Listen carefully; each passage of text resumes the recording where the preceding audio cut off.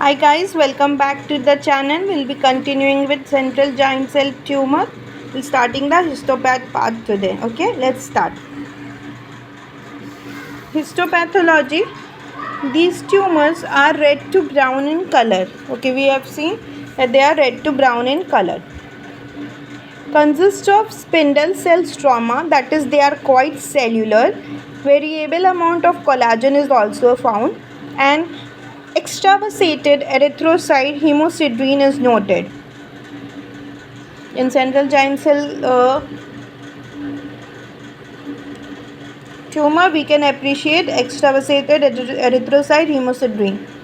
Now, multinucleated giant cell are seen, which are irregularly distributed, concentrating in the areas of hemorrhage. जहाँ पे hemorrhage हुआ वहाँ वो ज़्यादा दिखेंगे. Now, coming to osteoid may be deposited at a periphery of the lesion.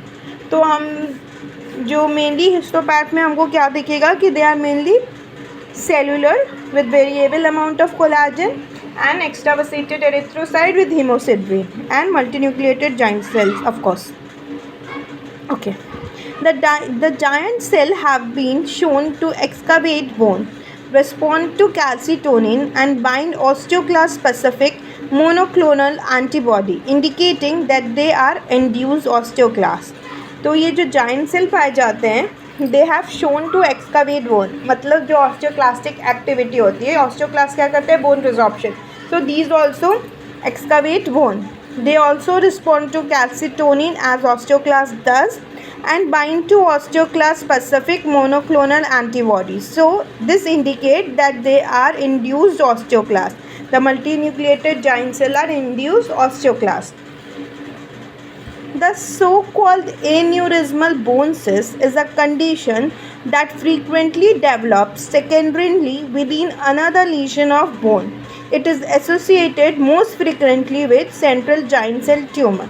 तो जो हम लोग aneurysmal bone cyst पढ़ते हैं, that is a pseudocyst.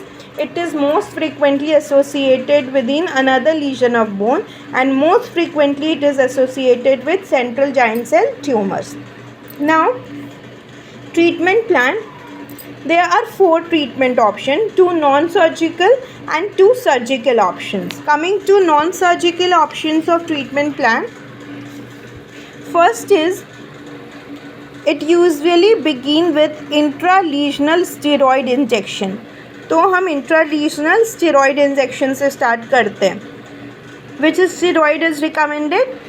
Triamcinolone 10 mg per ml is injected into the lesion using 1 ml for each 1 centimeter of tumor weekly for 6 weeks. तो 10 mg per ml inject करते हैं लीशन में, 1 ml 1 सेंटीमीटर के लिए and weekly for 6 weeks. 45% cases has been resolve with this.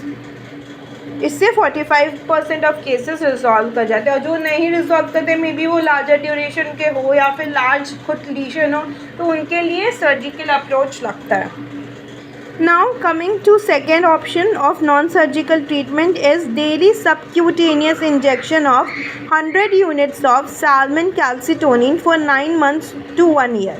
तो इसका जो period of action है वो थोड़ा लंबा है, इसलिए 4 मंथ 5 मंथ तक पेशेंट को कुछ नहीं दिखेगा कि हाँ कोई इम्प्रूवमेंट हो रहा है नहीं हो रहा है. तो पेशेंस बहुत ज़रूरी है during this treatment when we are giving calcitonin injection subcutaneously. The first sign of a response is usually a cessation of expansion or a reduction in the blue coloration. तो जब हम कैल्सिटोनिन देते हैं तो first sign of response आता है, या blue colour में जो ब्लू कलरेशन दिखता है हमको उसमें कमी हो जाएगी, मतलब उसमें रिडक्शन हो जाएगा, और एक्सपेंशन का भी सिजेशन हो जाएगा. But this appears almost 3 months later, followed by a slow bony regeneration. Now coming to surgical treatment, 2 non-surgical we have done, intralesional steroid injection, that is triamcinolone, or subcutaneous 100 units of calcitonin. Now coming to surgical treatment, most common is the thorough curettage of the lesion and its bony cavity.